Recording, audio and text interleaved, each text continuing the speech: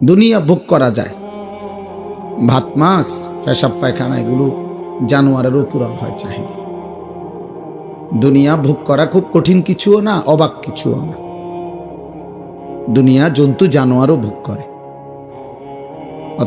অতএব খাইতেছি ঘুমাইতেছি কোনো অসুবিধা হইতেছে না, জানোয়ারেরও কোনো অসুবিধা হইতেছে না, ওরাও খাচ্ছে ঘুমাচ্ছে।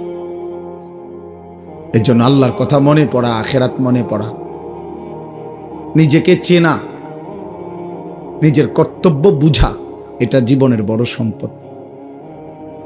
সারাক্ষণই 24 ঘন্টা তামাশা, এটা এক ধরনের প্রতিবন্ধী মানুষের কাজ।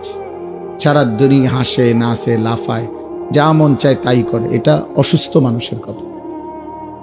মানসিক প্রতিবন্ধী, মানসিক ভারসাম্যহীন মানুষের কাজ।